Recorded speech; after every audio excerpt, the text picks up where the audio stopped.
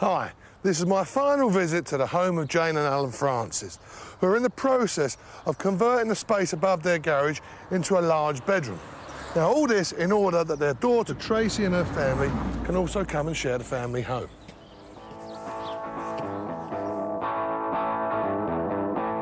Builders David and Kevin have been working on the project for 4 months now, and the build is reaching completion.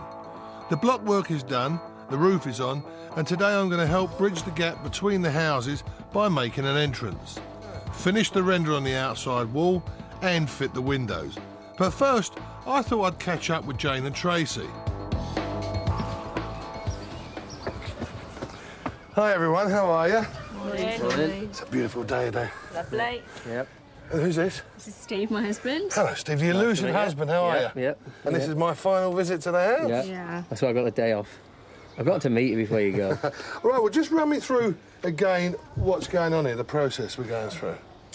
Well, we're having an extension built for our daughter, Emily. So it's not for you, is it? No. Well, me and Tracy will move into Emily's room. At the moment, we're on a put-down bed in the front room. And once that's all ready, she'll move into her little furry room. And we'll finally have a bed to sleep on, love, won't we? Oh, that'd be nice. Has she seen the room yet, Emily?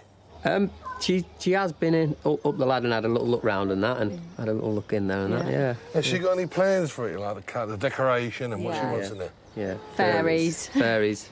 Fairies. Fairies. And more fairies. And 4-poster bed and... Yeah. 4-poster bed? Yeah, I don't think she'll be getting that, though. What about you, Jane? Are you looking forward to getting it finished and getting your house back? Yeah, getting the house all back to normal. Any build is going to disrupt your home in some way. This is my 3rd visit on site.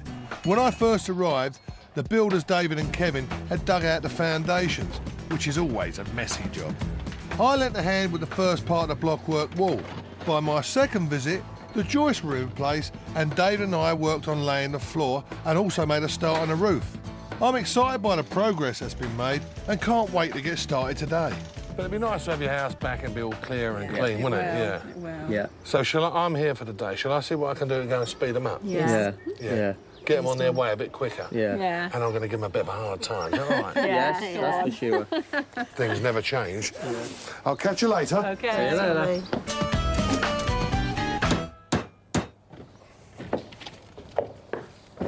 Hi, guys. I'm back.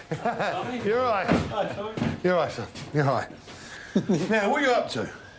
Well, we're going to knock this hole through the wall today, and put a door liner in, fit a door, and... So, obviously effectively, this is when east meets west. It is indeed. We measured up the job and carefully marked the area that was to be demolished. Now, this may seem obvious, but you don't want to get rid of the wrong bit of wall. Meanwhile, David went round to the other side of the window and removed the interior beading. OK, you push it. Lovely. Mr. Gorbachev, I presume. So, the east finally meets the west. And all we've got to do is take this plastic frame out, which we can do by undoing these screws now we can get to them.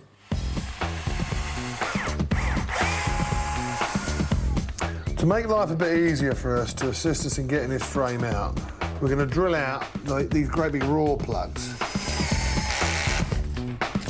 We then cut the old mastic seal around the window and carefully prise out the frame. I don't know whether to give it to you or hit you with it. I'm not quite sure yet. I've got it. I warn you now. That's it.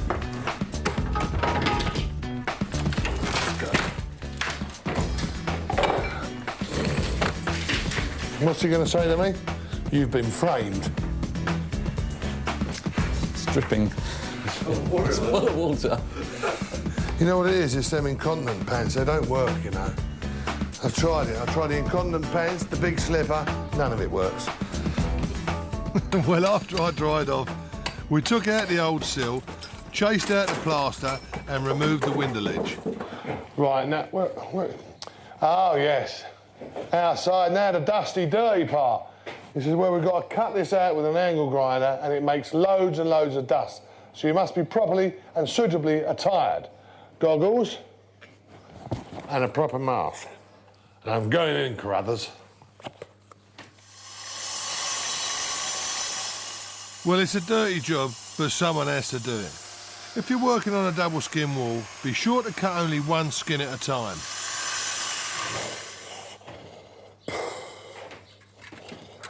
I'm gonna get out of here and let the dust settle.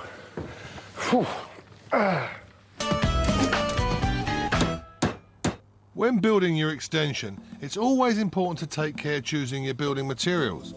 No one is more aware of this than Jerry Wilcox, who's an architect in Bath. He took the long view in designing this stone orangery. What we wanted to achieve was that the stone would weather relatively well. There are the two types of stone here in Bath. One is Stoke, that's readily available, and the other is Westwood.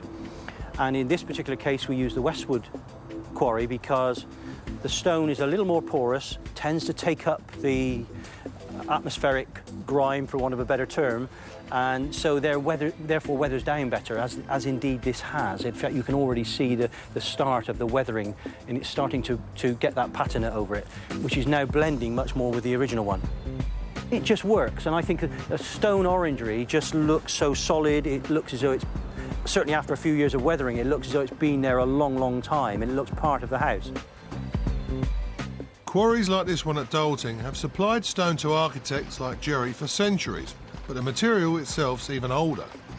The stone was laid down a long time ago. It was an old seabed, and you'll find that it comes out in certain layers, what we call bed lines. You'll see a bed line running through here, all the way along there. There's also bed lines vertically running down. Again, here we've got a natural bed line running down vertically. So what we try and do, we have a machine, a large chainsaw, that'll come along and do a vertical cut as near to as where we can find some shakes running that way. The chainsaw used at this quarry has been imported from America and is one of only two in the whole of Europe. There are almost 350 more years of quarrying to go here. I dread to think what the machinery will look like in 3004. After being savaged by the chainsaw, the stone is then taken away to the cutting sheds, where the blocks are turned into manageable sizes by massive circular saws. It's then ready for use in beautiful buildings such as Jerry's Orangery.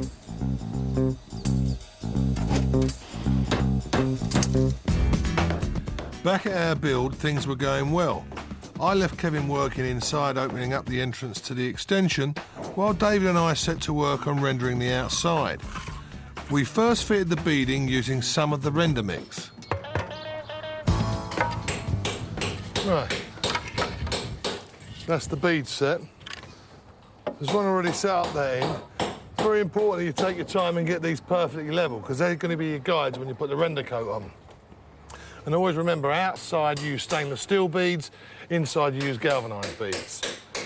Now, yesterday David put the first coat on here on top of the blockwork, the scratch coat. Now, the reason why it's put on fairly rough and then it's scratched up, that's to provide a key for the second coat. Now, both coats are made up the same way. They're made of a 3-in-1 washed fine sand and cement. But the difference is there's two different chemicals used in each mix. For the scratch coat, it's just a plasticizer, and for the second coat, we put the waterproofer in. Now, it's very important to get the mix right. You want the consistency of somewhere between clotted cream and double cream. If it's too stiff, it won't go on, it won't spread. If it's too thin, you won't keep it on the hawk. And then once you do it, you get the hawk. This is the hawk, what holds the mortar, and this is the trowel. It's a nice little one, so it's easy to use. Then hold it like that, put the trowel there, and then as you turn the hawk upside down, you push up with the trowel and spin it down. Up, like that. Just a technique, so practice until you get it right. The reason you do that, it sort of brings the fat to the surface there, you know? And it sort of aerates the mix. Spreads it all around lovely. Now it's ready to go on the wall.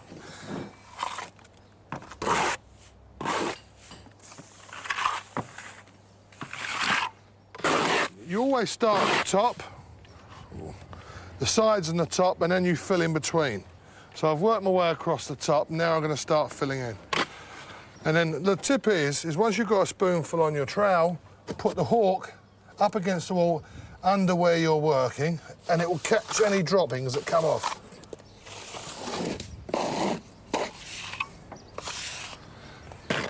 I left the render to go off and finally flattened it with a wooden float in readiness for the next layer.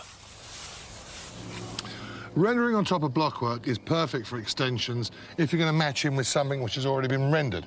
Now, adding the terraline on top of that gives us a perfect match to the original. Now, this is always important when you're trying to increase the value of your home and also purely for the aesthetics. To make it look right, you must always try and match up with the original materials. If you can't do that, you've got to get something very, very similar. And I think that terraline works perfectly here. But remember, whatever you do, try and match up the original. To match the old with the new, Dave used a special machine that flicks the same render mix used in the second layer onto the wall. We normally do this in 3 passes. One at 90, one at 45 one direction, and one at 45 the other direction. This is really a case of where the monkey's watching the organ grinder. It's the only tune I can get out of this, Tommy. Join us soon, where with the wall rendered and the entrance made, we fix in a new window and I finally get to have my cake and eat it. Welcome back. Today I'm making my final visit to a garage extension in Brixham, Devon. I've finished rendering the walls and I'm just about to help the builders David and Kevin fit the windows. This is the sill section of the windows, isn't it? That's right, yep. That's it. We're going to...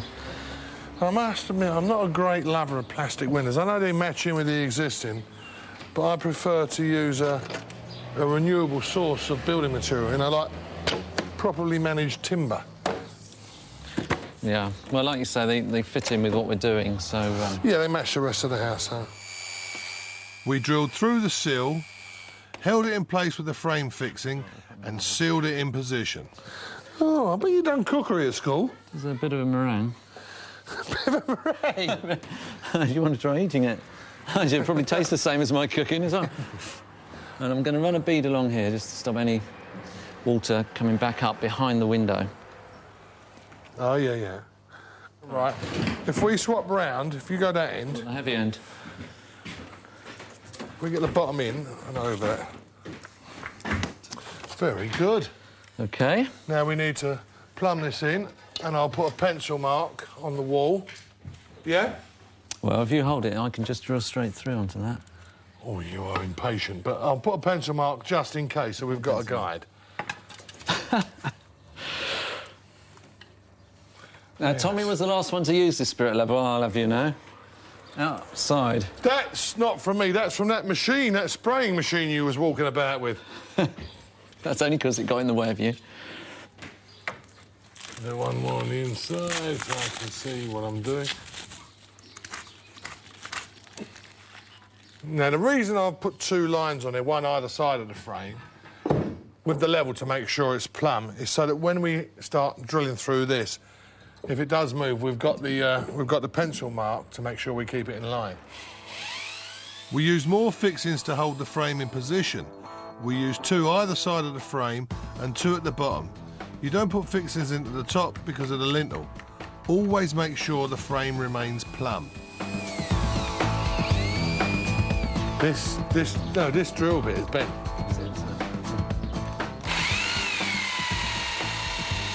Yeah, he's bent me drill bit as well now. Of course I did, yeah. Keep them in order. Keep them in order. I need to keep you in order. Right, let me put a little mark here. That's number 1, OK? And that was number 1. OK? This is number 2. So we're going to go clockwise, right? 2. Number 3. I'll be anti-clockwise for that. No, clockwise. No, anti-clockwise for the outside. Now, don't confuse the issue. Right, up we go. With the window beads removed and numbered, we carefully place the glass into the frame. What? It's got reflection, has it? How are you? Have you got the glass? We refitted the window beads in order, and there you are. Job done. I'm going to go down and say goodbye to the guy. It's been a great day working with you. Great time. Cheers. Thank you, Tommy. And I hope you finish it on time. I'm sure you will. With or without my help. I'm sure. Are you sorry to see me go? Oh, that was universal, wasn't it? OK, well, I'm off. I'll see you later, then. I'm hurt now, boys. No, don't get hurt, Tommy. We'll think of you every time we look at... Well, something Did handsome. you do? Yeah. Something handsome, yeah. He was a nice bloke. Who was he, then? I don't know. Yeah. Should we put that window back in? Yeah, let's put it in properly, yeah.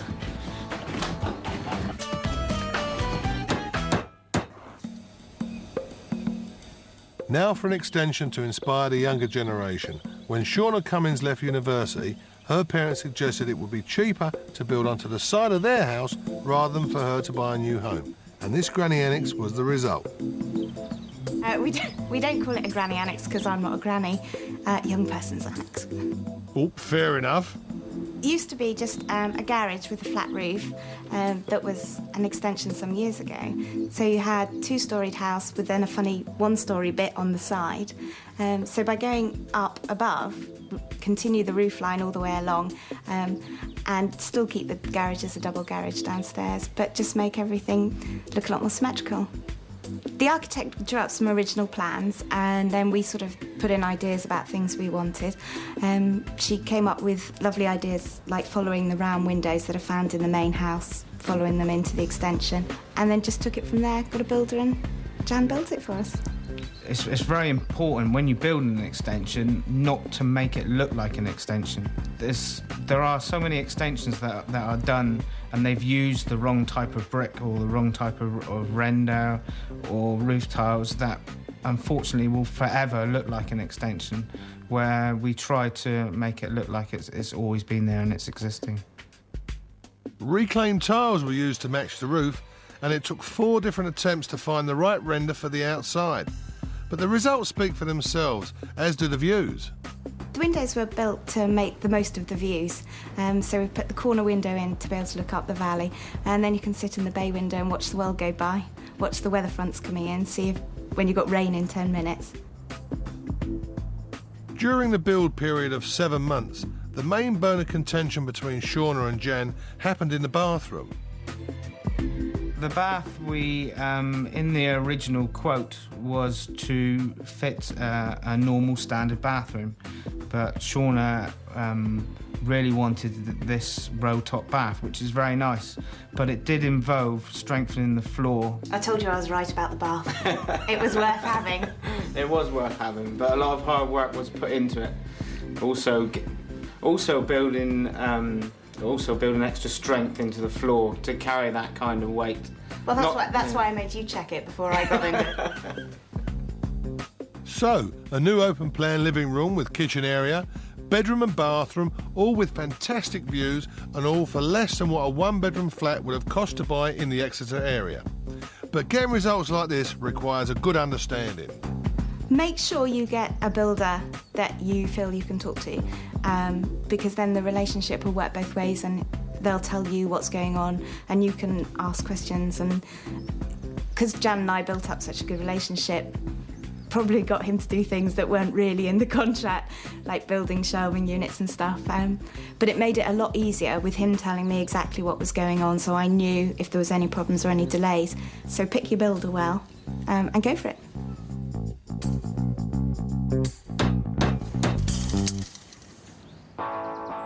Two weeks after my tearful goodbye from Kevin and David, our cameras returned to the build. The outside of the extension had been rendered and painted, both windows were now in place, and Emily was happily enjoying her new room. I wondered how Kevin and David felt the build had gone and what challenges they had faced. Original brief was to build a single bedroom above a garage. At first, we didn't know what that entailed because we weren't sure whether we were going to pull down the existing garage or build on top of it, do a timber frame, etc. But as it turned out, we had to knock the whole thing down and start from fresh. This sort of change of plan can happen with any build, so it's vital to budget accordingly, and issues arise when adding any new extension. Matching in with the old roof took a bit of working out initially, but it actually went in very well, didn't it, in the end? Generally, it was quite a straightforward sort of build, wasn't it? No matter how hard the build is, results can be very satisfying. The most exciting thing, really, is when you finish the job and you've got the roof on, you've got the floor down, decorated inside, and just see it as you've imagined it for all these weeks. And it's all come together, so that's probably the most exciting thing, isn't it? David and Kevin's careful matching of new to old has, I think, added greatly to the overall effect. Emily loves her new bedroom, but I wondered what's her favourite bit of a new room. I like that window best because you can see all the fields, and in my old room you can see horses, so I can see the horses better because it's across more. And I like that one because as well because I can see the church and I can nearly see my school. Emily's happy, but what about Jane? We had to have the extension put on because my daughter and son-in-law and grandchildren had moved in with us, and I'd advise anybody to have it done because it's a lot cheaper than having to move house. Adding value to the house was not the most important thing to Jane and Tracy, but I was interested to find out that the starting price of the property was $153,000. They spent $18,000 on the build, and the property is now worth $174,000, giving a $3,000 profit as a bonus. So I guess that everyone was happy with the result, and I finally got the sort of surprise that I usually spring on other people. Join us next time when I will be following another family who are going to make it big. But I'll leave the last word to Kevin and David. Favourite Tommy moment? Coming in through the window, like only Tommy could come in through a window. If you can imagine Tommy coming in through your bedroom window, scary. Hi guys, I'm back. I think my favourite point was actually watching him walk across the battened roof. He's not exactly a ballerina when it comes to walking on roofs. Sorry, Tom. I have to admit, I wasn't built for roofing. But I hope I'm that agile when I'm his age. You'll be very lucky to make it till tomorrow if you keep talking like that.